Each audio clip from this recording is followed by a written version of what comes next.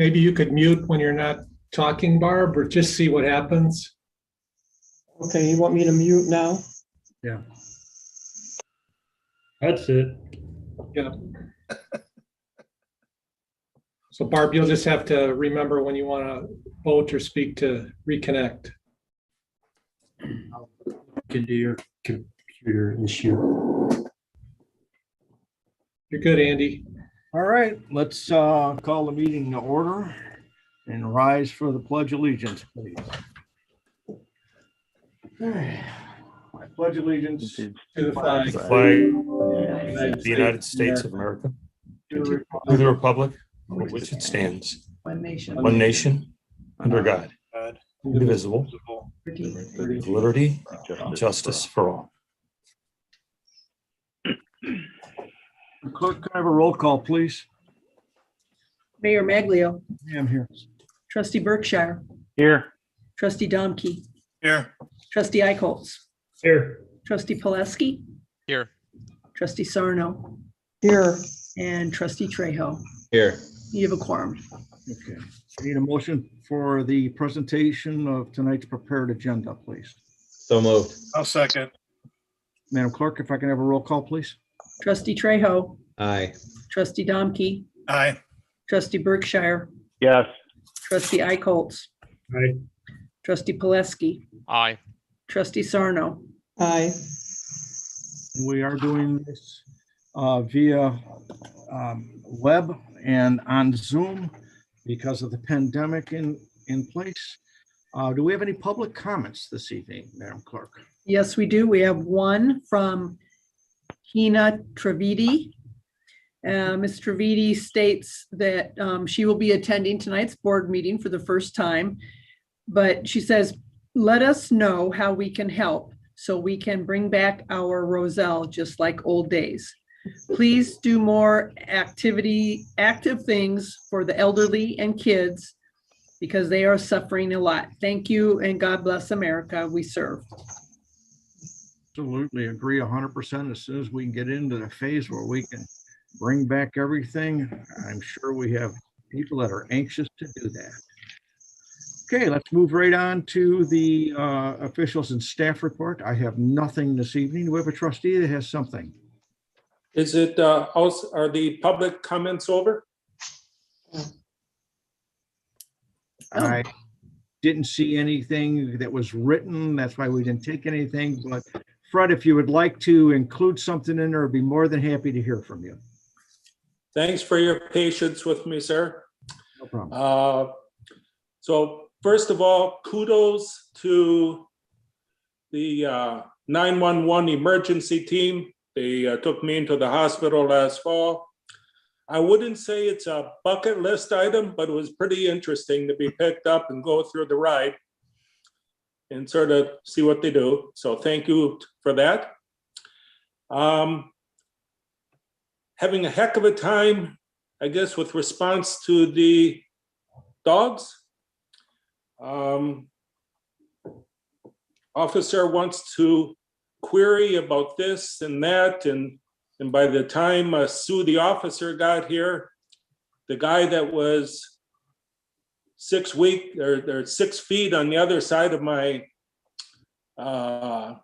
window pane with his dog had gone to the end of the driveway. I went out to the porch. He waited there and taunting me a little bit. So by the time the community officer got here, Sue, I don't know the addresses and things like that. She looked at the video and said, yes, I should be requesting a zone car and they shouldn't be up next to the house. The other video of the Huskies, the pair of Huskies that are allowed to run around here. That also, I'd like to get some response when I call. So that's certainly some of my challenges. So like I said, when the officer is here and says that there's no way that they should be up next to the house so that the dog can be in my garden here, I'd like to be able to get the officers to respond. Then the last comment or request. I know that you've got a set intro that you normally go through, but as a somewhat of a newcomer, I'd like to learn, is the public then to watch for the rest of the presentation, or are we to chime in? A while back, I had a heck of a time trying to keep my mouth shut when you all were talking about computer systems and services and things like that. I had some comments, but I didn't know whether we were allowed to talk or not, so I kept quiet. So if you could let folks know that we're to be watching as you guys conduct business, or if we can chime in, I'd appreciate it. Thank you. Right. Chief, you want to address the dog thing or? Yeah, I'm just looking to see when Sue is working. I know that we had the CSOs come out and had worked with you. Believe that Jorge Gonzalez also came out. Officer Gonzalez came out and did some work. So I'm trying to do a little bit of follow-up right now to find out where they left that off. And I'll talk to the deputy chief too here in a little bit. And we'll have somebody look into it again for you. I thought we had solved it at one point, but it sounds like it's back again. Well, and in all fairness, this does go back a ways. I was in the hospital and obviously haven't been online with y'all for a while. I mean, there's a little history. My partner is a victim of a dog attack. A number of years ago, the German Shepherd right around the corner here pinned me in the garage, and nothing ever came of that. And I don't want to be derogatory, but let's just say friends of friends, nothing ever happened. So I really would appreciate the dogs. I didn't get the dogs. My partner is afraid of the dogs. We don't need them up on our porch. And they're still there, right? Yes. Okay. Yeah. Let me reach out to the CSOs and find out where they left this off. We'll have them follow up with you. Thanks for your patience with me, sir. I know No it seems like a trivial item, but you know, I watch because of my properties, I watch a lot of the other feeds from police officers and villages and things like that. Some places are going to the point of restricting the dog leashes to 12 feet now so that they're not so far ahead and things like that. It may be a bigger problem than sometimes you just sort of shoo. It's somebody's pet. It's somebody's part of the family. We'll look into it. I'm glad you're feeling better too. I'm glad you're back with us. Thanks for your patience with me, guys. Okay. Don't see anybody else for public comment. Okay, we can move on to officials and staff report. Again, I don't have anything to offer this evening. Is there a trustee that would like to say something? Any report?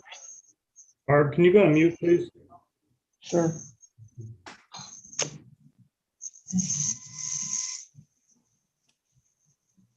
Okay.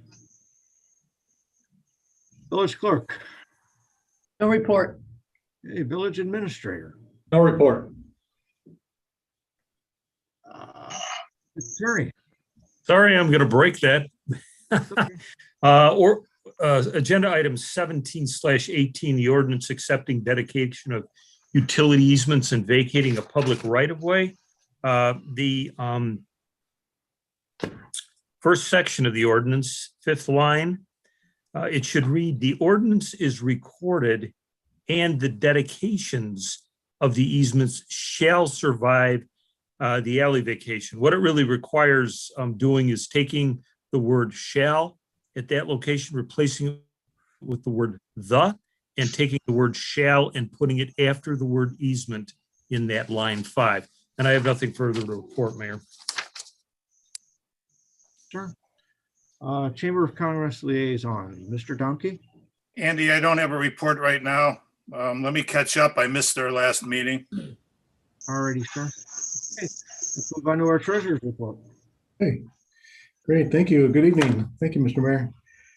In your packet tonight is the February 2021 financial review. as we start to fly through this year and close in on the end of the first quarter of 2021 in a few days. The first page of the report displays the revenues received in the general fund in February and the year in total. The village received some Cook County property tax in February as the first installment bills were mailed out and due by March 2nd. And we've continued to receive them throughout March so far. General fund revenues are 11% of budget so far. And a reminder that the village's revenues are cyclical in nature and can vary throughout the year. Revenues totaled $1,014,143 for the month and $1,943,048 for the year. Page 2 is an attempt to compare actual revenue receipts against the expected budget based on historical trends, just so we can compare those, that cyclical nature, as I mentioned. And we continue to see a decrease in sales tax and video gaming tax as the pandemic continues on. Video game was halted in November, so no revenue was received in February for any gaming that would have happened in December. On page 3, we display the top 10 in eating establishment tax, and you'll notice now that DoorDash appears on the list. Starting January 1st, market facilitators such as DoorDash, Grubhub, and Uber Eats are required to collect and remit local taxes for food deliveries in Roselle to the village. They are also required to provide this information to the restaurants in town so that they do not include the figures in their tax filings to the village. On page 4, you can see the general fund expenditures are 13.5% of budget and total $2,429,532. After that, I've included charts showing overtime costs by department and then some detailed overtime charts for the police department. Water consumption, billed in February, was 15% lower compared to last year. And again, due to the number of billing days in the month. So if you remember last month or in January, there were 4 extra or 5 extra billing days. And then now when we head into February, now there's 5 fewer. So just kind of evening that out a little bit. On page 16, I'm going to jump forward there. There's balance sheet charts and the income statement and their investments, but I wanted to get to the sales tax. And on page 16, you can see that sales tax that was received in February was down only 2.8% from the prior year and down 11.3% for the year. And it's, you know, if somebody was listening to this a couple of years ago and they said down 11.3% and you're only saying, you know, only, they think I was crazy. But, you know, again, I'm continuing to be amazed at how well our businesses have done during this pandemic. Down 11.3 when we were thinking, you know, anywhere between 20 and 40% we'd be down for the year is just amazing. Page 17, income tax is up 17.4% for the year so far as we wait to see what the state will do to balance their budget. You know, we always hear talk about them taking some of the income tax again. Right now we're 100%. Last year at this time they were taking 5%, so that factors into some of the increases that we've had so far. But we'll see what happens. Local use tax on page 18 is up 30.7% for the year. Again, this tax we receive on any internet sales. There's other sales that go into it, but mainly this is on internet sales. And we'll see. It's just been, as you can expect, a lot of people ordering from home. We're starting to really see this climb. On page 19, video gaming tax ended fiscal year 2020 down 30.1% for the year. Gaming was halted for 4 entire months and then 2 half months during the pandemic. When gaming was open, there was plenty of betting going on, and you can see that in that chart. As you can see when they were open, and we're seeing that going forward again now that gaming is back. On page 21, you can see eating tax was down 10.8% compared to 2020. Again, I'm just amazed at how well our restaurants have done and really applaud them for hanging in there during this difficult time. The income statements for the remaining funds of the village complete this month's treasurer's report, and I'm happy to answer any questions you may have. Anybody? Bruce, you're on mute. Tom, when looking at the overall expenditures, and you're saying we're 13% of the budget, how would you characterize that? Are we trending well, trending low, trending just right? Trending just right. You can, the biggest one obviously is personnel, and I kind of throw a bunch of info in there. We're always down a little bit, especially right now. We have a couple vacancies, so that kind of eats away at that. But 13.5% through the year, I think we're doing well. We will have the summer, obviously there's a lot of overtime you can see in public works with the snow that we've had. You'll see in March some bigger expenditures, especially for snow removal. You'll see that more actually if you look at the parking lot fund. Luckily we had to close. It goes both ways, right? Luckily, a lot of people aren't commuting, so we've closed a lot of the lots where, we had a lot of snow. We're not spending as much. But then around here at Village Hall, we've had a lot of snow shoveling going on. So you'll see some of the snow removal costs in March go up. And then, that'll sit there for a while, and then we'll see what it's like in next winter if we have the snow that we've had so far. But overall, I think we're trending correctly in expenditures so far. Thank you. Wayne? Hey, do we know when the federal government's relief package arrives?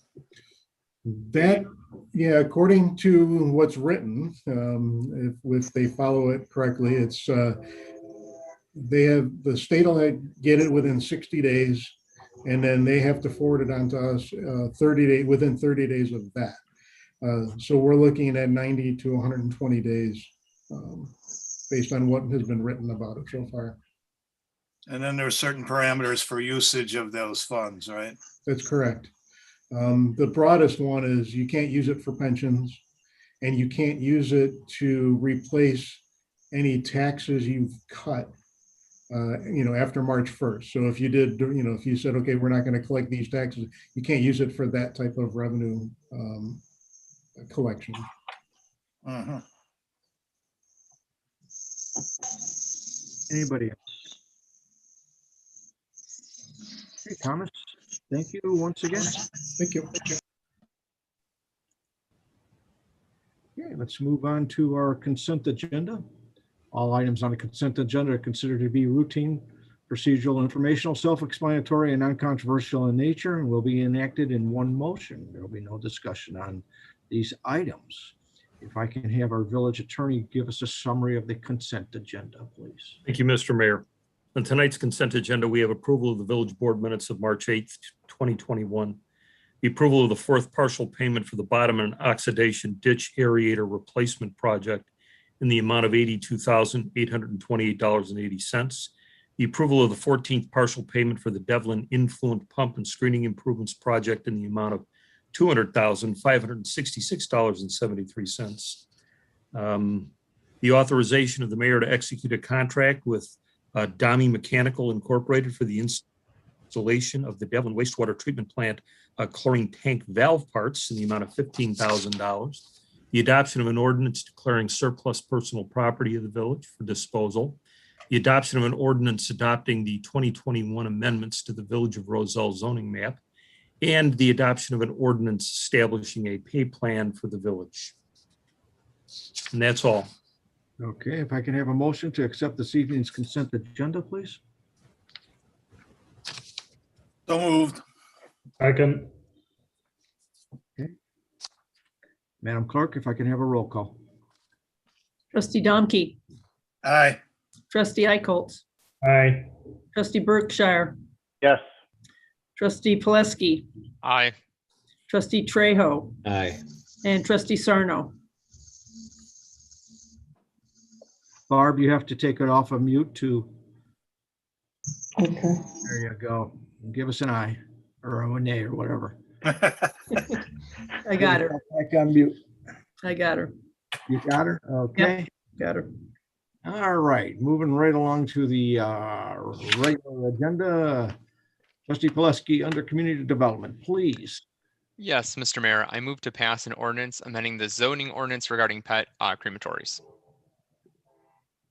Second, Okay, discussion. And then I'll throw it over to Karen for just a synopsis of the planning meeting. I know that the only public comments received are regarding emissions, which are regulated by the EPA and would not be occurring by the way that they practice this. So, Sorry, Yeah, Karen. the only questions were about smoke or smells. And the petitioner described the type of equipment they use for this type of use. Basically burns so hot that there are no leftover emissions or smells or anything like that. So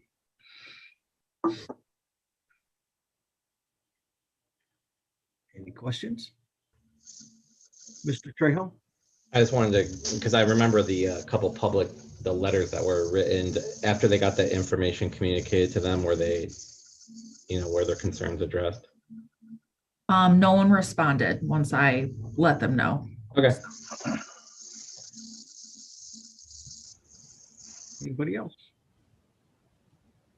Okay, Madam Clerk, a roll call, please. Trustee Pulaski, aye. trustee Domke, aye. trustee Eichholz, Aye. trustee Berkshire, Yes. trustee Sarno, trustee Trejo, Aye. Motion's carried. Mr. Mayor, I move to pass an ordinance granting a special use for a pet crematory in the B5 Arterial Business District. I'll Okay. second again.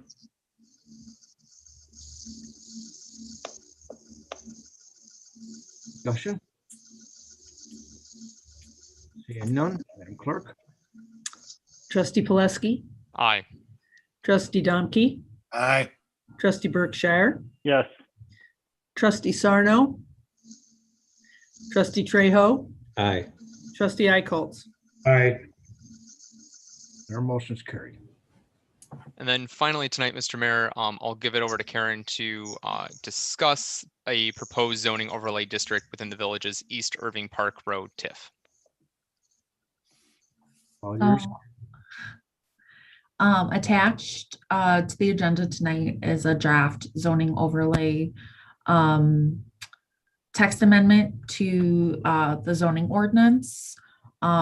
We've been kind of brainstorming ideas of how the staff can help leverage or help other property owners near the Metro 19 project sort of leverage all of that, what that project will bring to improve their own properties.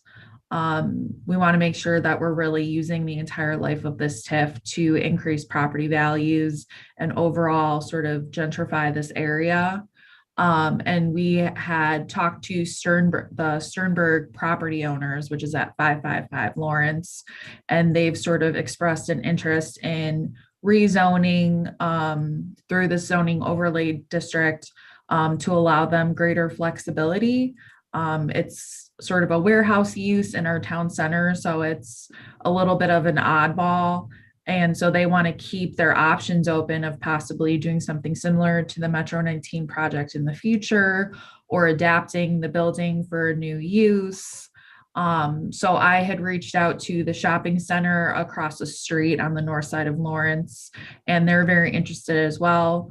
In fact, this is one of their only commercial properties that they own. They're mostly multifamily and mixed use investment company. So they also are very interested. So I really wanted to take the best of B2, which is what Sternberg and the shopping center is zoned, and then the best of B3 and sort of combine them together to create this overlay. So the overlay would sit on top of their existing zoning, and then this overlay district would provide greater flexibility, more ability for different uses. And it would also, because the TIF plan sort of encourages development in this area. It also gives the village board the ability to waive a public hearing before the Planning and Zoning Commission and instead have the public hearing for any zoning action directly in front of the village board. So it would shorten timelines for people who want to do larger projects and redevelop their properties. Comments, anybody? Mr. Domke? I'd like to just ask some questions about this. Is it related to TIF? Does TIF make it more appropriate to do, or could this also be extended to other areas of the village that aren't under TIF? By the way, I'm in favor of it. I think it's wonderful. You're increasing the market value of all that property, but is it related to TIF, or can it be substantiated in other areas? It could be substantiated legally in other areas. However, that being said, you have to be able to justify an overlay district, and having it within a TIF district increases the ability to justify it. It becomes more complicated when you try to take it into different zoning districts other than that having a TIF district. Overlay districts, Wayne, can be used in a whole variety of different ways. They're not necessarily used only for economic encouragement. They can be used, for example, to protect garages on properties where they're not attached, unattached garages, because a neighborhood may be an old neighborhood with unattached garages in it, and you want to reserve the architectural feature of having an unattached garage. So there's municipalities that have overlay districts that pertain to overlay, garages that are not attached, and make it easier to, or make it more difficult to have an attached garage in those neighborhoods. So they really run a broad gamut. This may be the first overlay district in Illinois that is used for purposes of encouraging economic development. It's the first one I've seen, first one I've drafted, but I am confident that it's lawful. Well, we are leaders in Roselle, right? That's right. Anybody else? David? So I'm in favor of it as well. I guess I had a question and a comment with what work we're doing right now to simplify some of our zoning language around districts and whatnot. How does this overlay either dovetail nicely into that work, or are we going to need to revisit this once we kind of codify those changes to our zoning overall? It'll be up to you. I showed it to Tesca. We actually had a meeting a couple weeks ago to go over some of the drafts that they've written for the zoning ordinance update. And after sort of discussing our intentions behind it, they think it's a great idea, and they're going to sort of keep it exactly as it is when we adopt the zoning ordinance update. Great. Okay, perfect. Because I just didn't want to avoid having double work and whatnot. And I think hopefully the zoning amendments we will be making will hopefully make it a little bit easier in other areas that we don't need to use overlays in the future. I know you have 2 areas that you've outlined on it. It's not that I'm necessarily opposed to. I'd be curious what the rest of the board's thoughts are, but the parking lot, just because of its adjacency to the neighborhood and single family residence, I'm open to having it included, but I think we just have to be very cautious about what we try to situate there, because I wouldn't want, there's already concerns about development kind of moving in and causing traffic issues, depending on how that lot comes into play. That would just be one concern that I have, but I don't think it's hurtful to include it in the district on the offset, since we still have final approval authority. But that's just my only reservation looking at it. I have 2 in favor. Lee, Bruce, hear from you? No, I'm in favor for it. I think to David's point, we still have deciding direction on what could go there, but having a part of that, it just makes it a much more appealing opportunity for folks to look at it as a development. Mr. Trejo, feelings? No, I agree with everything that was said. Okay. Mr. Eichels? I agree with what David brought up, and I like the flexibility of going forward with it. Barb? Barb, you're not unmuting yourself. Jason can you override? No. Okay. got a mouse there to tap it or something? Now, all I can do is ask her to unmute. Okay, Do you see that prompt, Barb? there they are. Yeah, okay. I agree with David, Bruce. All right. And Jim, the proper procedure to give staff direction on moving? It'd be to submit this for public hearing with Planning and Zoning Commission Okay. as the first step. Somebody want to make that? So moved. Second. All right. And then if I can have a roll call on that, ma'am. Trustee Poleski, Aye. trustee Icolts, Aye. trustee Domke, Aye. trustee Trejo, Aye. trustee Sarno, Aye. and trustee Berkshire. Yes. Okay, and we have our direction. Okay, moving right along under administration, trustee Sarno, we have nothing from you this evening. Under fire, trustee Eichel, we have nothing from you. Police, Mr. Domke, we have nothing from you. And under public works, trustee Brookshire. Thank you, Mr. Mayor. I'd like to make a motion to adopt a resolution authorizing the mayor to execute an agreement for the 2021 street improvement and pavement patching programs and Main Street widening and resurfacing project between the Village of Roselle and Schroeder Asphalt Services, Inc. in the amount of $674,430. Second. Karen, I hear you got some news for us on that. I mean, where'd you go? There you are. I'm sorry, pardon me, what was your? Want to add some to discussion or present on that? No, I think we're good for now. I think we're going to be looking at potentially some opportunities in the future with maybe some expansion of the program, but we'll bring that back to a future meeting for discussion. All right. David? So I was just curious with the Main Street widening, do we have an idea when we're targeting that or when that might be scheduled? I know obviously weather dependent. Sure, we are, and that was probably a good point to bring up. Thank you. So we are, we've met with a bunch of the businesses out in that area. We're looking to target that start of first week in March, or not March, we're in March, first week of May, with the construction being completed before Memorial Day. We have met with many of the businesses down in that area to coordinate the work and to mitigate the schedule so that everyone's well informed of the process and how we're going to schedule that project. So it seems like we have everyone on board so far that we've met with on that. So scheduled to start the first week of May and can be completed before Memorial Day. So will people still be able to park during limited times, or are we going to have to redirect people to park elsewhere during that? So we've phased the project in several different phases. We're doing the widening and curb work first. So there will be small portions of that parking closed during that section. Roadway traffic will remain open during the entirety of the project with the phased work on the concrete to minimize parking loss during that time. And then once we get to the paving portion of the work, we are going to be relocating parking. We've worked with the businesses in terms of providing opportunities to park their employees in a different location and to allow parking behind their facility for their customers. And then also to the block to the east of that area as well. So there'll be ample signage. We're working currently on what that signage will look like and notifications during construction for that portion of the work. Great, thank you.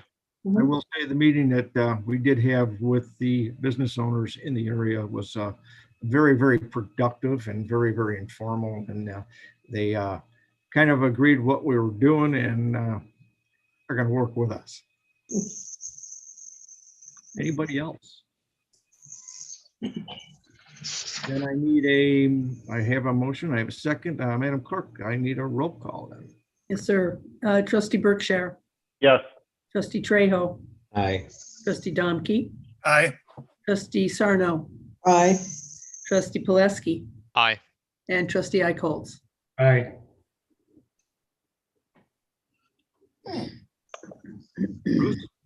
All right. I was waiting for you. That's what I was waiting. Thank you, right. Mr. Mayor. So I'd like to open discussion to provide staff further direction on the installation of rectangular rapid flashing beacons at the intersection of Irving Park Road and Pinecroft Drive. And I think, Kristen, you're going to walk us through that?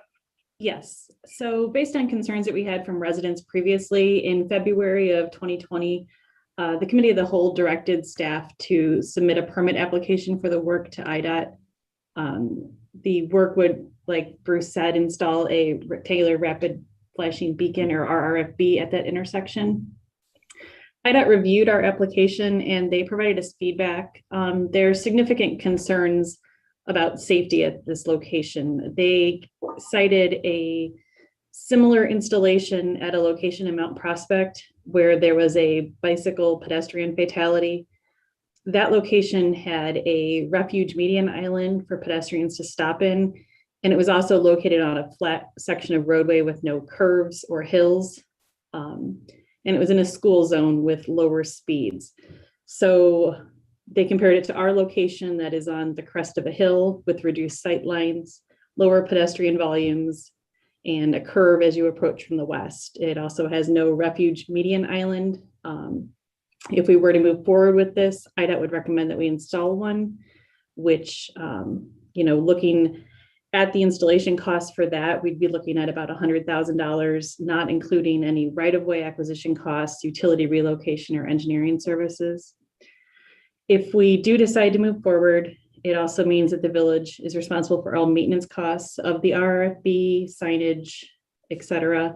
And the village must also assume all liability of any accidents that may occur at the intersection in the future. This is kind of IDOT's way of covering themselves after the Mount Prospect accident. So overall, staff would not recommend proceeding with the RFB installation. We would recommend working with IDOT to install improved advanced pedestrian warning signage. One item that we've discussed is the signs that have the LED lights around the perimeter of them that flash at regular intervals continuously, not triggered by anybody being there or not. But the bottom line is that IDOT would determine what signage can be installed based on federal regulations as well as their own regulations, since it is their route. That's pretty much where we're at right now. We're just seeking guidance and direction for how to proceed from here. David, you were up first. So I agree with staff's recommendation. I mean, I think we do need to do something, and it sounds like we have other options. The cost and the liability concerns me. And I know this is before your time with us, Kristen.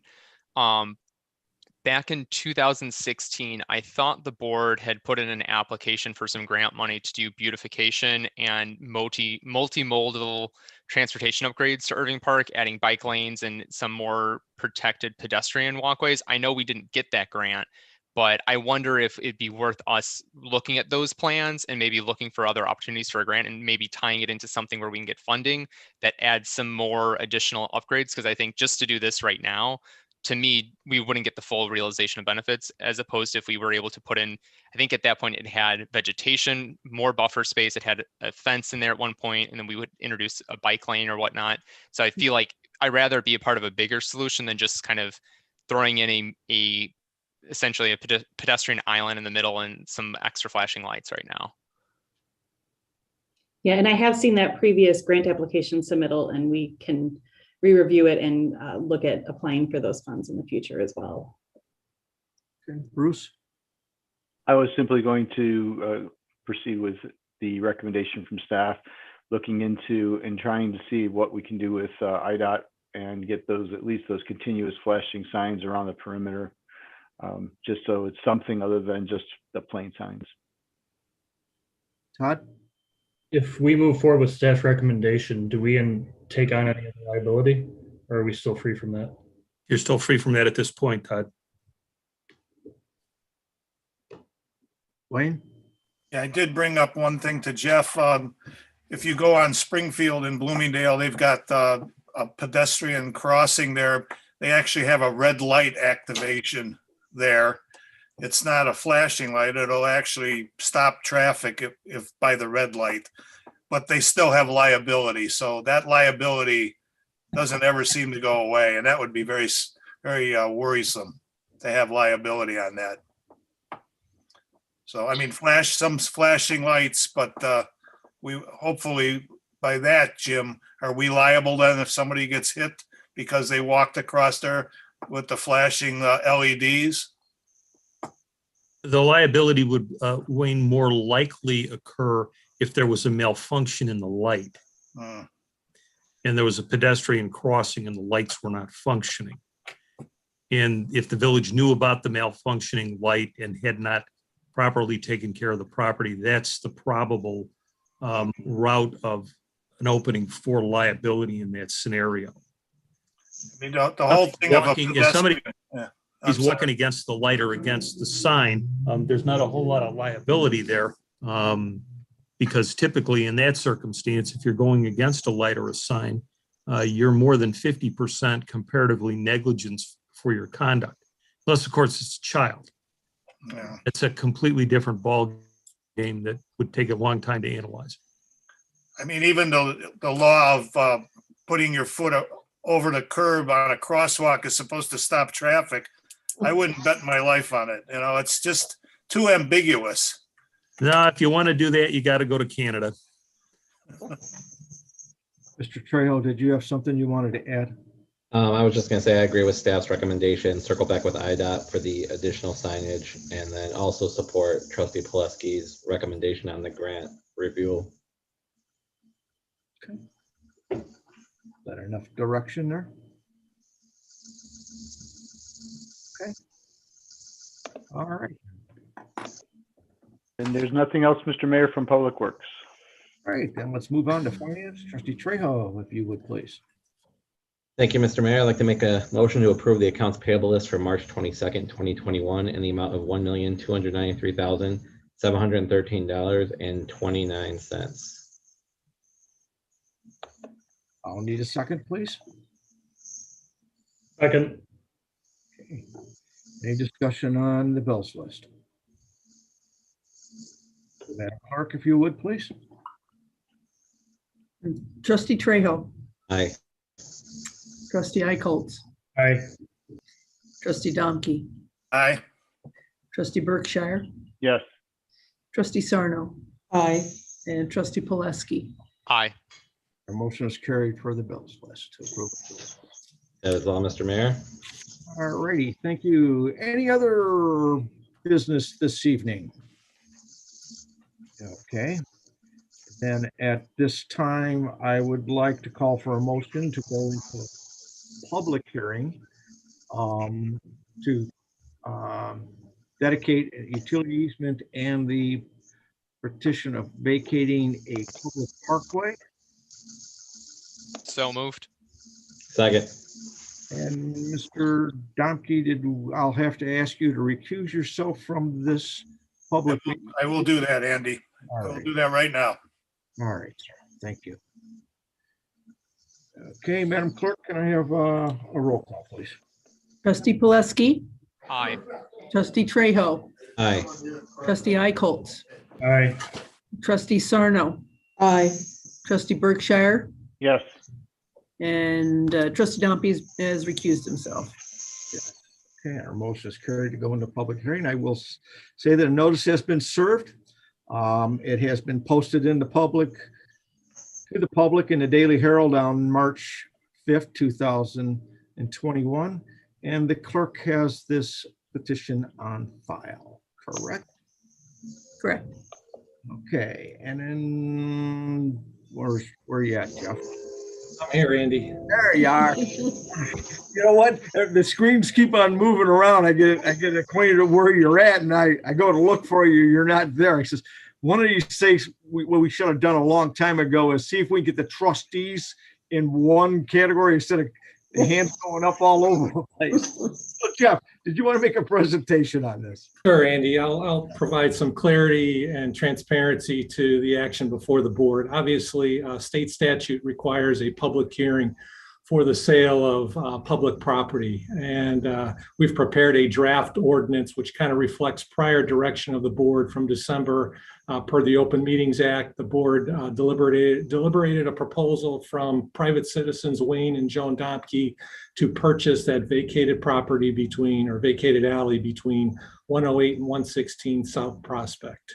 The application for vacation required Wayne and Joan Domke to pay the Village of Roselle to complete a fair market value summary appraisal of the proposed vacated row, which is about 20 feet wide by 173 feet in length. Since that appraisal was completed, Wayne and Joan Domke have submitted a proposal to vacate the alley and purchase it from the Village of Roselle for $15,000. As I noted before, the village board met in December to consider that proposal, and hence we have a public hearing scheduled for tonight. Per the state statute, the Village of Roselle is allowed to vacate public street or alley right away per certain procedures. The Village of Roselle must post notice, like you mentioned, conduct a public hearing to allow for all interested parties to comment and for the village board to establish a price for the purchase of that property. The attached ordinance dedicates a public utility easement over that same alley to preserve the okay for right now. AT&T is located underneath the driveway, and any future utility that wants to come in there has that right. So you cannot build over that property. And then the ordinance also vacates the alley right away for $15,908.10. So you ask, where does the $908.10 come from? Part of the vacation of the alley requires the village to complete a plat of vacation and a plat of easement for the public utilities and to post that. So the plat of vacation, the plat of easements were $400 each from Marchese and Sons, a firm in town that did it on behalf of the village, and then the public notice for the Daily Herald. So per our ordinances, section 15.7, any petitioner has to pay for all applicable zoning related fees to the vacation of that alley. So hence the ordinance was prepared with that $15,000 offer and the $908.10, which is the fees the village incurred for zoning related actions. At the end of the day, the key point is this proposed vacated alley serves no public purpose to the Village of Roselle. It eliminates any sort of public liability because it will no longer be owned by the Village of Roselle, and instead returns the property to the tax rolls. So with that, Andy, I'll turn that over to you for the rest of your public hearing. And then once we get to the ordinance, if there's any further questions, Jim Knippen or I can answer. Okay, Fred, here we go. At this time, I'd like to ask the public if anybody has a question or a comment they would like to make of the petitioner. I don't see anybody. Jason, anybody there? Okay. Like to ask the members of the public if they wish to speak in favor of the petition.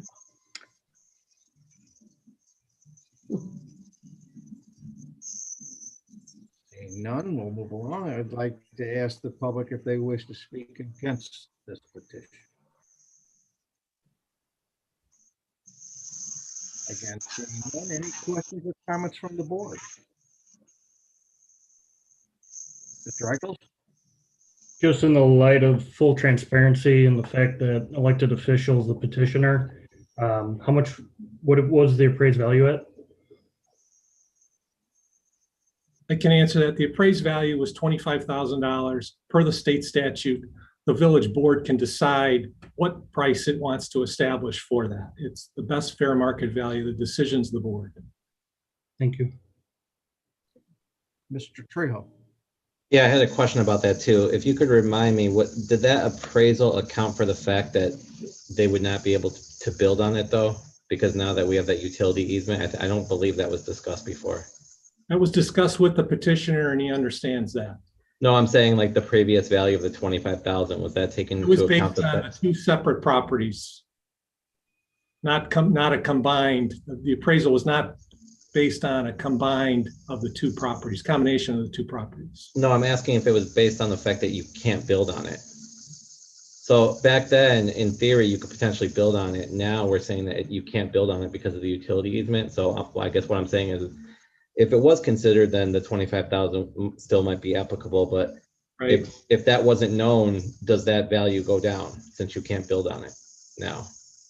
I'd have to re-review that summary appraisal, and maybe Jim could answer without having looked at it either.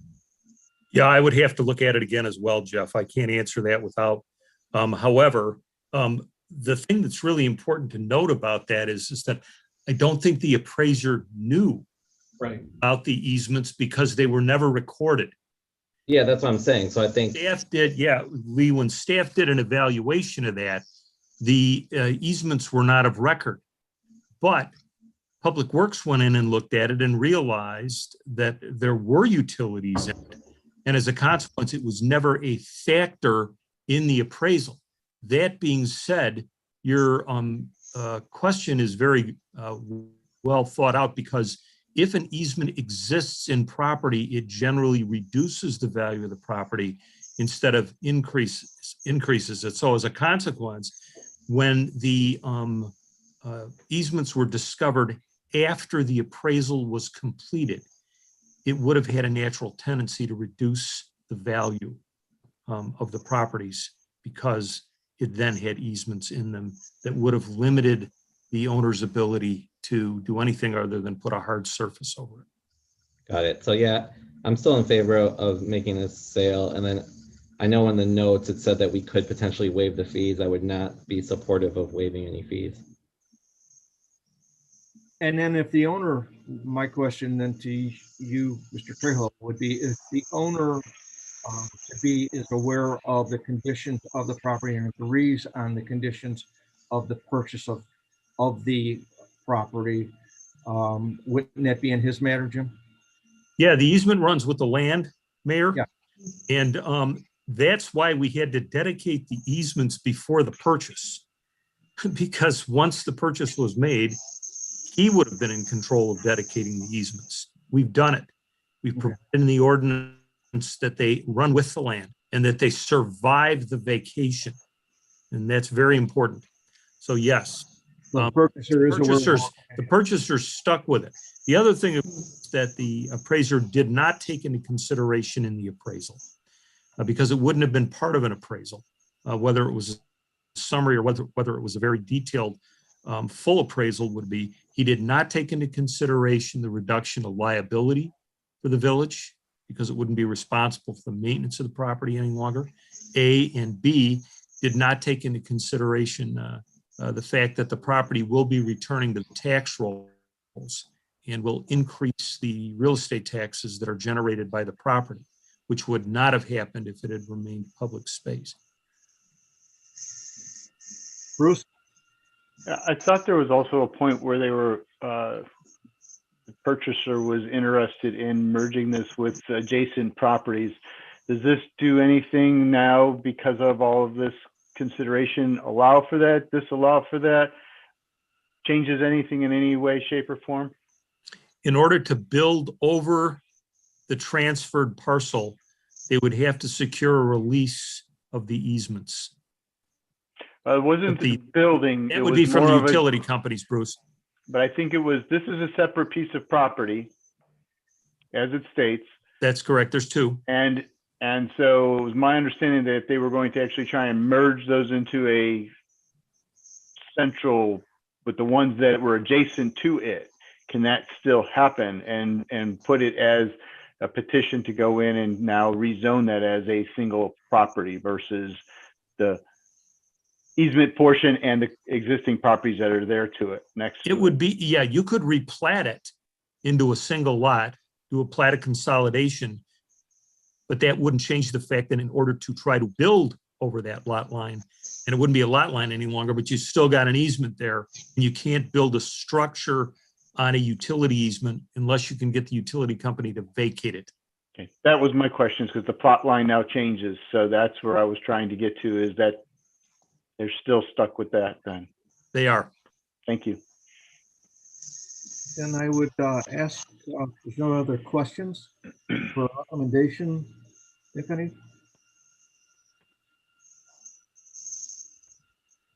Barb? Would the $908 be included with that, with the 15K that they should pay for? Okay. Yes. All right.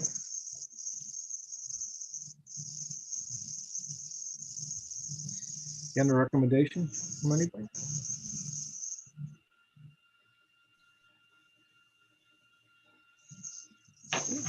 Yes, I recommend to go with the sale of the property.